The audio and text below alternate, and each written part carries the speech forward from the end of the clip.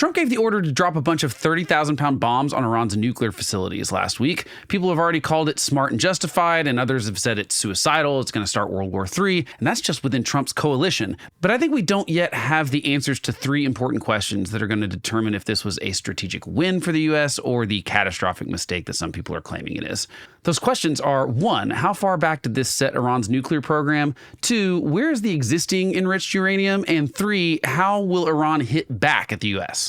Hey, I'm Blake, and I help politically exhausted conservatives stay informed on what matters in U.S. politics, so let's get into it. So question 1, how far did we set back Iran's nuclear program? Here's Trump talking about the attacks. Tonight I can report to the world that the strikes were a spectacular military success. Iran's key nuclear enrichment facilities have been completely and totally obliterated.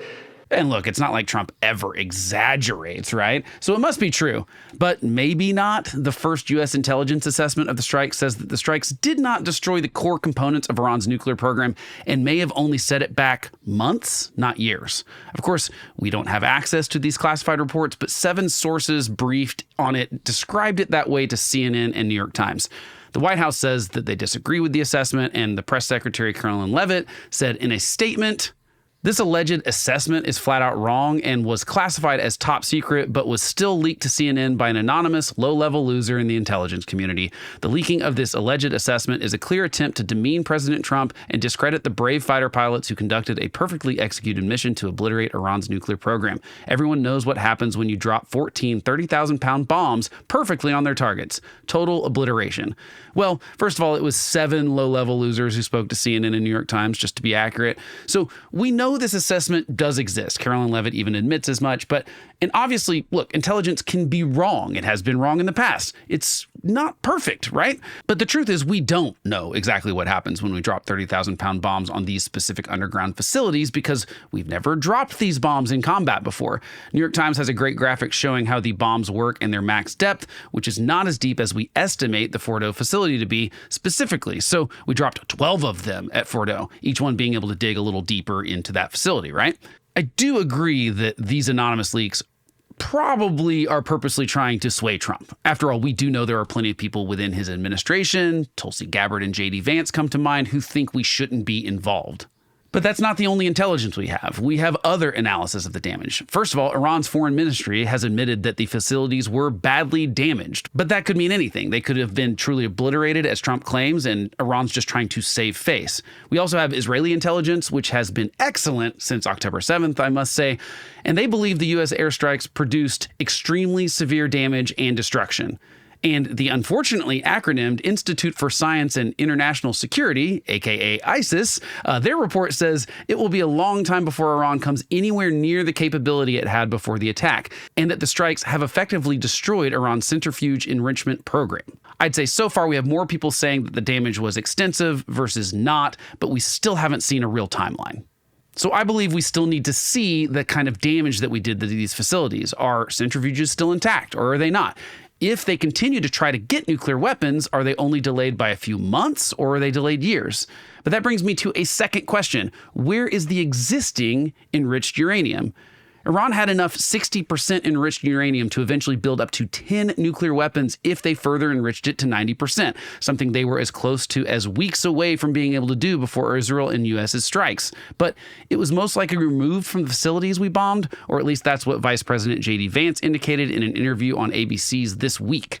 Of course, even within Trump's administration, we're getting conflicting information on that, because on that same Sunday that Vance went on a morning show to say that he assumes the uranium had been moved, Rubio was on a different morning show saying there's no way it moved without Israeli intelligence knowing. So we don't know where it is, basically.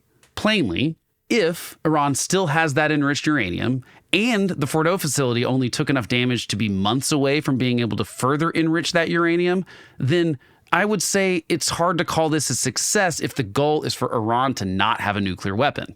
It'd be nice to get a definitive answer on this. And for all we know, Israeli and American intelligence do know the answer.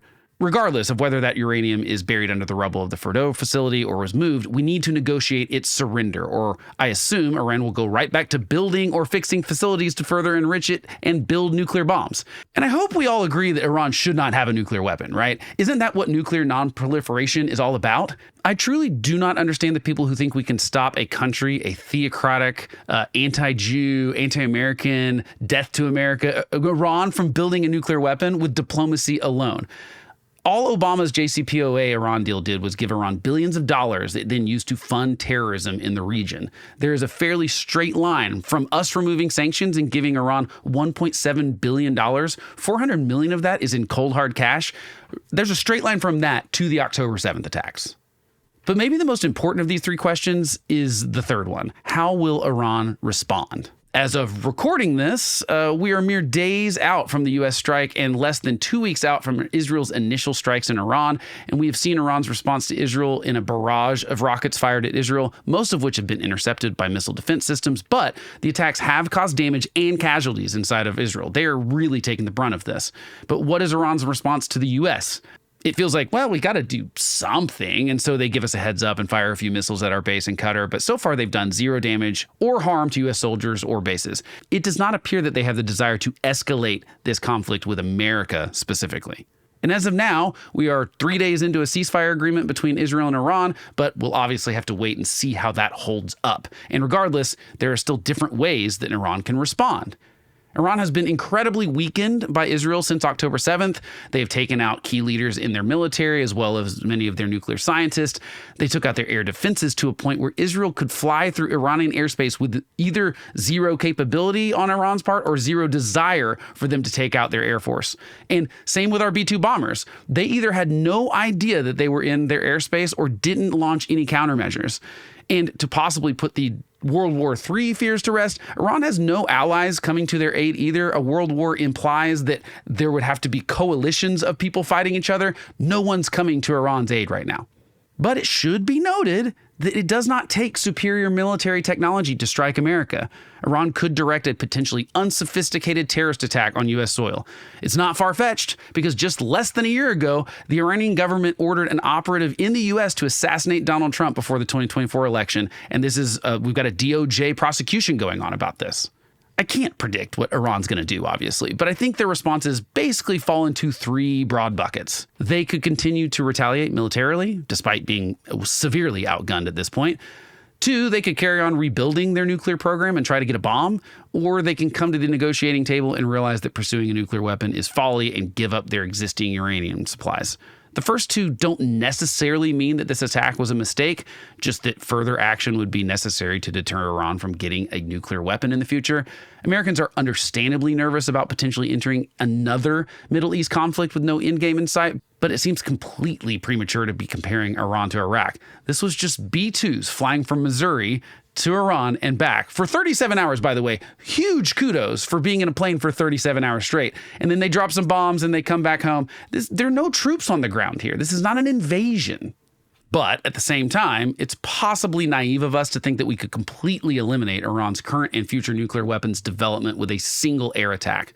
Trump overselling the success of the bombings probably doesn't help that naivety, of course. My concern is that Trump wants the headline and the narrative to be complete obliteration and will simply refuse to believe any contradicting information going forward. He's done that over and over again as the president. But look, I can't get into the mindset of this evil theocratic regime, especially I cannot figure out how they're going to weigh their own power in the country in such decisions. Notice that I have not brought up the R word yet, regime change. Again, Americans do not have much of an appetite for such things based on our track record as of recent, even though everyone knows that's what's eventually going to be necessary in Iran for things to really change for the better in the Middle East. But it appears that for now, both Israel and the U.S. are leaving that up to the Iranian people to decide, or at least that's the posturing right now, and I think that's the right move. So I just don't think we know enough yet to be able to confidently say that this is either the start of a new forever war or this is confidently the end of Iran's nuclear weapons ambitions. It is tempting to try and be on one side or the other of this in the immediate aftermath of an event like this. But we have to remember that we have neither the intelligence right now nor the ability to predict the future, what's going to happen next. After all, Iran obviously miscalculated the effects of Hamas's October 7th attacks. I doubt anyone in the regime predicted it would directly lead to the near complete destruction of Hamas, Hezbollah, Houthis, and their nuclear program, right? When we finally know the setbacks and the stockpile status and Tehran's next move, we're going to know if this strike was a good move or a bad move, genius or blunder. As of this moment, I do believe it was the right move. But tell me what you think in the comments, and you can subscribe for more principled political content.